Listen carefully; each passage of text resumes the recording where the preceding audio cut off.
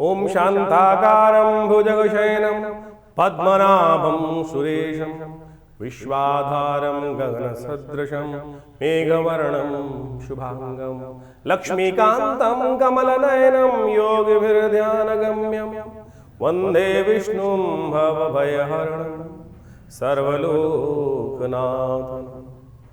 ओम सर्वमंगलमांगल्ये शिवे सर्वार्थसाधिके शरण्ये त्र्यंबके गौरी नारायणी नमोस्तुते।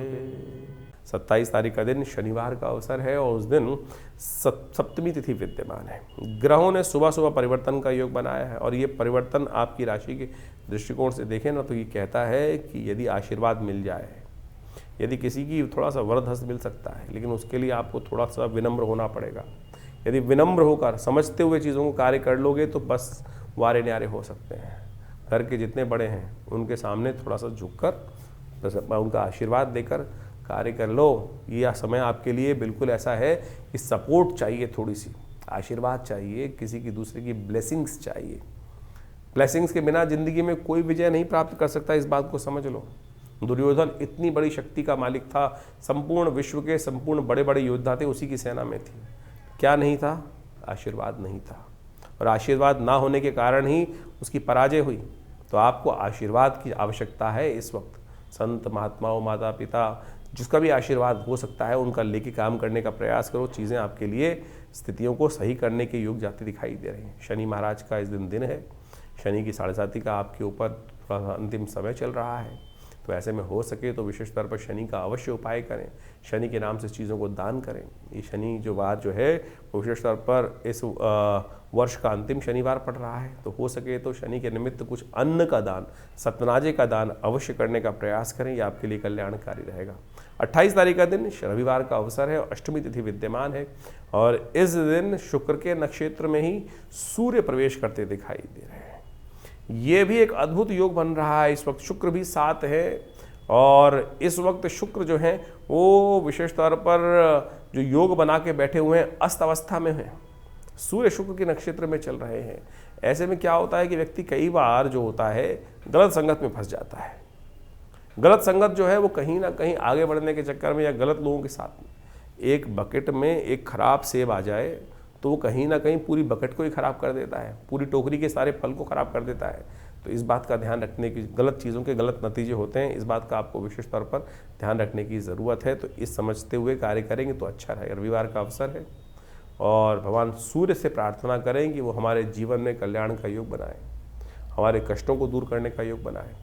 और इस समय सूर्य को थोड़ी शक्ति की आवश्यकता है आपकी राशि के दृष्टिकोण से। सूर्य ने इस वक्त आपके ग्रहों के दृष्टिकोण से आप देखें तो अभी शुक्र को, मंगल को, इन सब को अस्त कर रखा है और अभी बहुत जल्दी बुध को भी अस्त करने वाले हैं। तो ऐसे में नवग्रहों की शांति के लिए भगवान का स्तवन करें, गायत्री का जप करें। हमने विवेकानंद योगाश्रम में रविवार के दिन विशेष तौर पर गायत्री यज्ञ रखा हुआ है। आप भी उसमें अपने नाम से यज्ञ कराने के लिए कुछ ना कुछ आहुति देने के लिए अपना स्थान को आरक्षित करके या स्वयं भी आ सकते हैं। जो स्वयं आना चाहें कोई फीस नहीं होती है। रविवार के दिन सुबह 8 बजे से लेकर करीब करीब रात को दोपहर को 10:30-11 बजे तक ये कार्यक्रम चलता है। भंडारा होता है बड़ा, यज्ञ में सब लोग सम्मिलित होते हैं। गायत्री का यज्ञ रहेगा, विशेष तौर पर नवग्रहों की शांति के लिए यज्ञ रहेगा। आप सादर आमंत्रित हैं उस यज्ञ में स्वयं बैठने के लिए। हाँ, नहीं आ पा रहे हैं तो उसको अपना आरक्षण करने के लिए कुछ ना कुछ जो बेसिक खर्चा होता है वो आश्रम में जमा कराया जाता है। उसके निमित्त आप ये कार्य करें तो आपके लिए अच्छा रहेगा। 29 तारीख सोमवार का अवसर, नौमी तिथि विद्यमान है। ग्रह नक्षत्रों के दृष्टिकोण से इस दिन ग्रहों का जो परिवर्तन का योग दिखाई दे रहा है वो कहीं ना कहीं आपकी राशि के दृष्टिकोण से खराब नहीं है, बहुत पॉजिटिव है। एक तो परिवर्तन हो रहा है विशेष तौर पर जो आपकी राशि के दृष्टिकोण से जो है एक चंद्रमा मन का मालिक जो है वो परिवर्तन की तरफ जा रहा है। वो विशेष तौर पर आपके लिए बहुत ही शुभदायक रहेगा। वो आपके लिए जो योग बनाएगा वो कहीं ना कहीं विशेष तौर पर सामर्थ्य से बाहर जाकर चीज़ों को भी आप पकड़ने की हिम्मत रखते हैं, ऐसा योग बनता दिखाई दे रहा है। और इस समय में अपने बाहुबल का, सामर्थ्य का उपयोग पूरी तरह से कर लेना अच्छा ही है, खराब नहीं है। शिव का ध्यान करें, शिव का आशीर्वाद देने का प्रयास करें, बहुत सुंदर रहेगा भगवान की कृपा से। इस दिन बुध भी परिवर्तन की तरफ जा रहे हैं। बुध का ये परिवर्तन जो है, अभी तो बुध उदय है और ये बुध का उदय होते हुए परिवर्तन करना, चतुर्ग्रही योग बनाना, ये आपके लिए एक बड़ा विचित्र सा योग है, कुछ अच्छा कुछ खराब। ये छोटी छोटी बातों में कहीं ना कहीं इन दिनों शुक्र के अस्त होने के कारण से, मंगल के अस्त होने के कारण से, शनि और मंगल का टकराव होने के कारण से मनोमस्तिष्क में एक विचित्र प्रकार का द्वंद्वात्मक स्थिति उत्पन्न हो सकती है। क्या होता है ना, छोटी छोटी बातों में कई बार हम रुष्ट हो जाते हैं। किसी का हल्की सी बात कही हुई पता नहीं कहाँ कहाँ से कुरेदनी लगती है हमको, उसको हटाने का हमको प्रयास करना चाहिए और उसको हटाकर चीज़ों को ठीक करने का प्रयास करोगे तो बहुत अच्छी स्थिति आपके लिए बनती दिखाई देगी। तो ऐसे में शिव का विशेष तौर पर ध्यान करें, शिव का पूजन करें, भगवान शंकर के मंदिर में जाकर थोड़ा दूध से उनका अभिषेक कर लें, ओम नमः शिवाय का जप कर लें, आपके लिए कल्याणकारी योग बनेगा।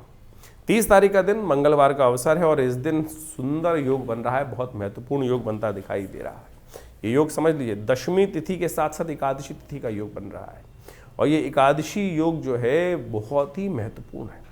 पहले तो प्रभाव समझ लें, क्या कुछ ग्रहों का योगा योग आपके लिए बनता दिखाई दे रहा है। आपकी राशि के दृष्टिकोण से इस वक्त वर्ष का बिल्कुल समाप्ति काल आ चुका है वो, और इस समय में विशेष तौर पर ग्रहों का ये परिवर्तन जो है, कुछ ना कुछ नई अपॉर्चुनिटीज, नई दोस्तों के साथ मुलाकात होने का योग भी बनता दिखाई दे रहा है। और आपकी राशि में हमें साफ दिखाई देता थोड़ा स्वार्थी बनना पड़ेगा। बहुत ज़्यादा उदारता दिखाने से कहीं ना कहीं चीज़ें आपके हाथ से निकल सकती हैं, तो थोड़ा सा टेढ़ी उंगली करने का प्रयास कीजिए। शुक्र इस वक्त अस्त अवस्था में जो बैठे हुए हैं वो थोड़ा सा डिप्लोमेसी का इस्तेमाल करने नहीं दे रहे हैं और डिप्लोमेसी कहीं ना कहीं आपकी जो बात है, मन की बात जो है बाहर आ जाती है और कहीं ना कहीं सामने वाला पकड़ लेता है। इसको ध्यान रखिएगा, अपने बहुत सारे रहस्यों को छुपा के रखने की ज़रूरत है इस वक्त। और ये जो है आपकी उदासीनता जो मन की है, वो जो सामने वाला व्यक्ति समझ लेता है कि थोड़ा सा हिम्मत हारा हुआ व्यक्ति दिखाई दे रहा है, तो ऐसी स्थिति बनती दिखाई दे रही है। इसको ठीक करने का प्रयास कर लीजिए। इस दिन खास उपाय है, उसको यदि कर लें, एकादशी है, इसका एक उपाय है ओम नमो भगवते वासुदेवाय, इस मंत्र का यथाउचित भाव से जप करना। तो ये अद्भुत रूप से जब व्यक्ति हार जाता है हिम्मत, तब ये उपाय ऐसा है कि कहीं ना कहीं रास्ता दे देता है। 30 तारीख के दिन जो विशेष योग बन रहा है वो समझ लीजिए 30 दिसंबर के दिन मंगलवार का अवसर है और इस दिन एकादशी का जो योग बन रहा है, ब्रह्म वैवर्त पुराण के अंदर एक अद्भुत योग लिखा है कि संतान एकादशी मानी जाती है इस दिन। जिनके जीवन में लोग व्यक्ति उम्मीद हार जाते हैं और उसके बाद कोई रास्ता दिखता नहीं है, तो कैसे उसके जीवन में हम कष्टों को दूर करने का योग बनाए। शास्त्र में कथा आती है कि एक राजा था, उनकी कोई संतान नहीं थी।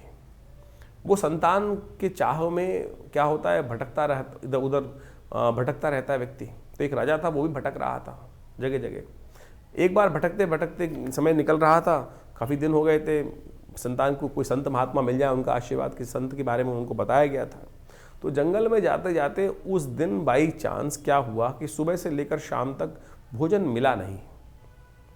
मिला नहीं और भयावह स्थिति। जंगल में अनेक अनेक प्रकार के विभिन्न जानवर, उनकी आवाज़ें भी आए। तो राजा थोड़ा डरा भी हुआ था। तो जब डरता है व्यक्ति क्या करता है, हरि नाम का स्मरण करता है, ओम नमो भगवते वासुदेवाय, ओम नमो नारायणाय, भगवान बचाओ। ऐसी स्थिति कर रहा था, मिल तो रहे नहीं जिनके पास जाना है।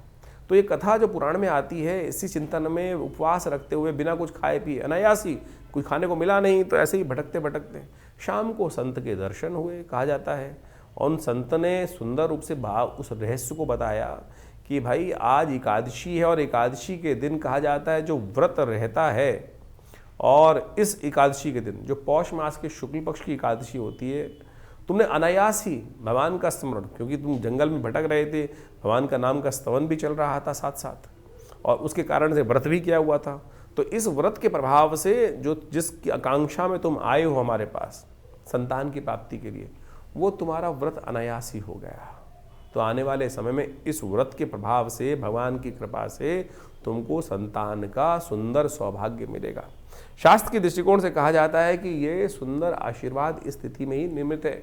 तो आपके जीवन में यदि कोई आकांक्षा है, संतान की आकांक्षा है, या जिससे आप हिम्मत हार चुके हैं, चीज़ें वो हो नहीं रही हैं, इस दिन व्रत करते हुए भगवान के नाम का स्तवन किया जाए और भगवान की कृपा से अद्भुत रूप से मनोरथ सिद्ध होने के योग बन जाते हैं। ये कथाएं शास्त्र में हैं, हम इनको टेस्टिमनीज की तौर पर देखना चाहिए और इस ग्रहों गणनाओं के अनुसार से साफ साफ दिखाई देता है। हमने विवेकानंद योगाश्रम में इस दिन सुंदर कार्य भी किया है।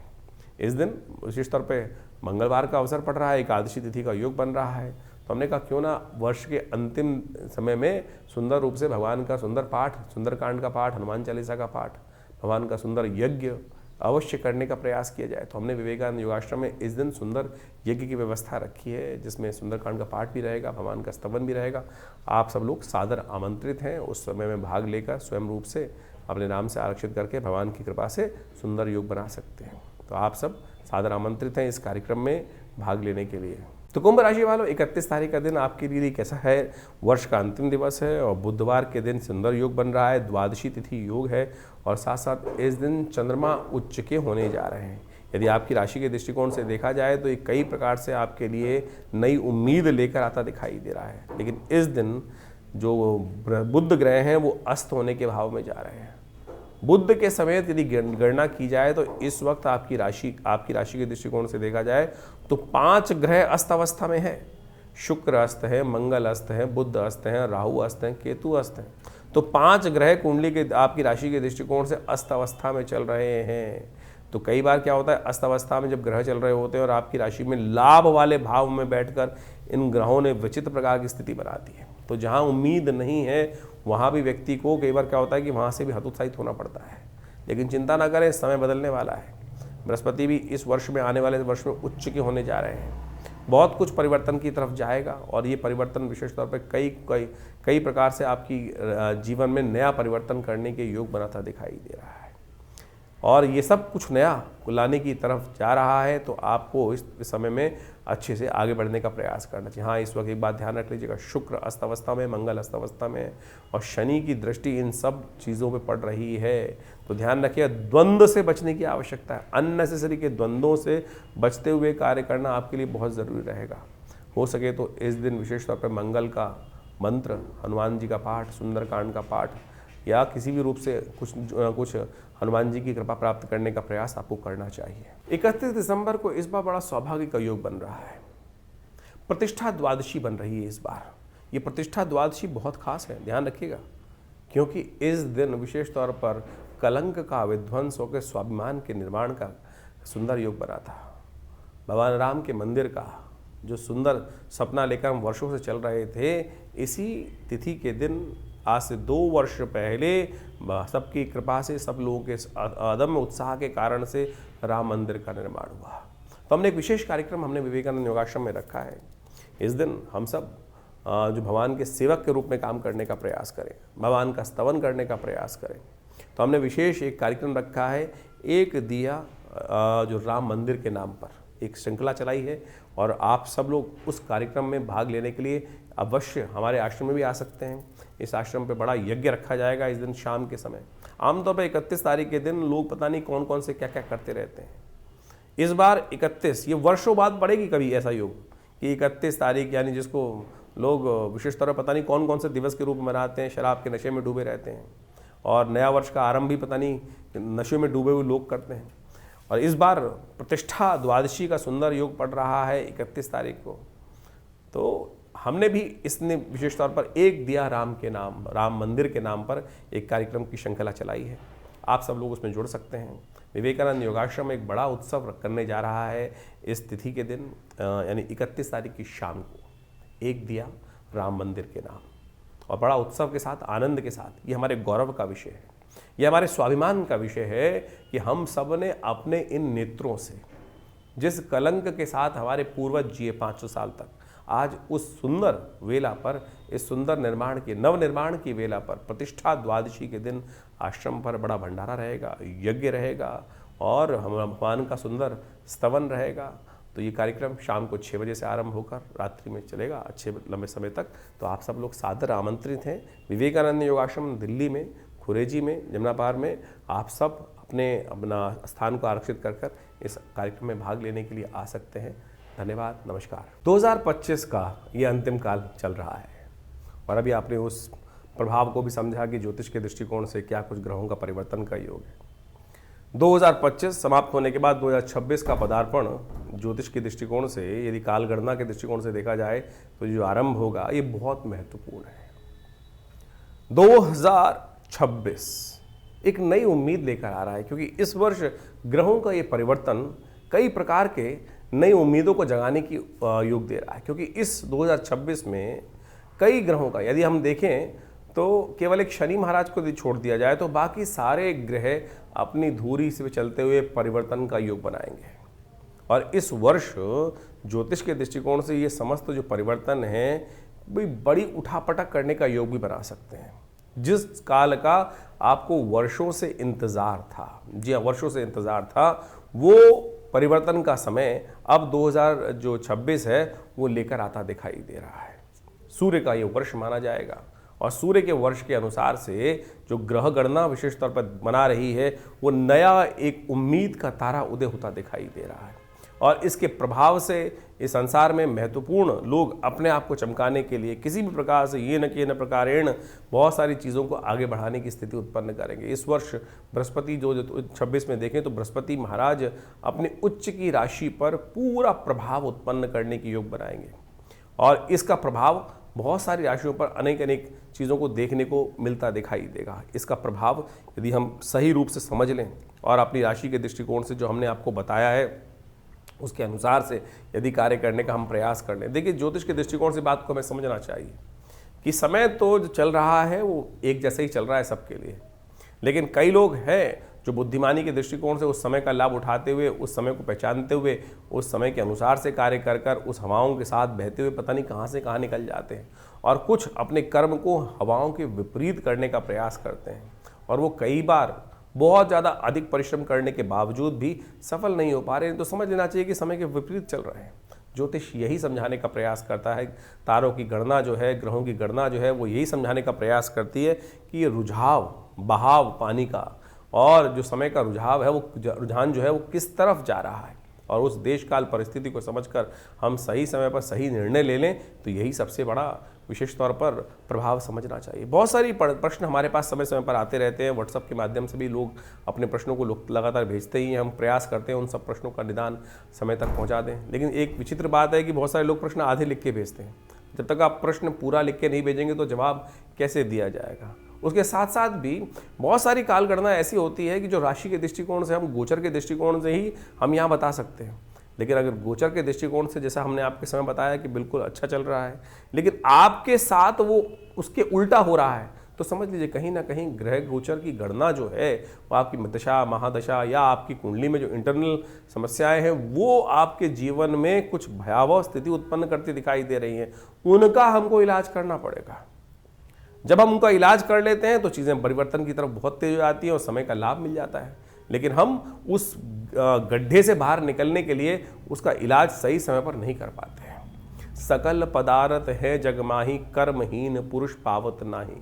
कर्महीन के साथ ये बात कर्म का सिद्धांत समझ लीजिए, सही दिशा में सही समय पर किया गया कर्म, तो वो समझते हुए कार्य कर लें तो आपके लिए बिल्कुल सब चीज़ें ठीक हो सकती हैं। यही ज्योतिष का लाभ है और कोशिश ये करें हम इस कार्यक्रम के माध्यम से आपके प्रश्नों का निदान जिस प्रकार से दे रहे हैं तो आप तुरंत इस 2025 तो जैसा निकला आगे आने वाला जो समय है ना उसको ठीक करने का हमको प्रयास करना चाहिए। 2026 बिल्कुल आरंभ काल में आ चुका है, शुरू हुआ चाहता है। हमने अपने इस चैनल के माध्यम से बहुत सारी गणनाओं को आपके समक्ष रख भी दिया है और उन सबको समय समय पर आप इसलिए अवगत कराते भी रहते हैं। तो आप इन समस्त उपायों को कर कर अपने जीवन में अपने समय को और आनंद लेते हुए जीवन का, बड़े भाग्य मानुष तन पावा शास्त्र में कहा गया तुलसी बाबा ने कि बड़े भाग्य से मानुष तन मिलता है और उसमें ऐसे ही रोते बिलते थोड़ी निकालना है। उसको ठीक करने के लिए जो भी विज्ञान के तरीके हैं, बुद्धिमानी के तरीके हैं, जो अनुभव के तरीके हैं उनको अपना कर हमको समय को ठीक करने का प्रयास करना चाहिए। और जो कर लेते हैं वो अपने को भी तार देते हैं और समय को भी ठीक कर लेते हैं और अपने परिवार को भी, समाज को भी कुछ ना कुछ लाभ देने का प्रयास कर लेते हैं। तो आइए जुड़िए हमारे इस चैनल के साथ और हम बहुत सारे कार्यक्रम समय समय पर करते रहते हैं। अभी आपको बताया ही है कि इस समय में बहुत सारे कार्यक्रम आश्रम की तरफ से समय समय पर रहेंगे, तो उनमें जुड़िए, माँ भगवती का आशीर्वाद लीजिए। जो नया वर्ष आ रहा है उसकी उम्मीद दिखाई देती है कि ये सूर्य का कांति का वर्ष है और बहुत तेज वाला वर्ष है और बहुत अद्भुत प्रकार से जीवन में परिवर्तन के योग लेकर आता दिखाई दे रहा है। आशा करते हैं कि आपके लिए भी बहुत सुखद रहेगा।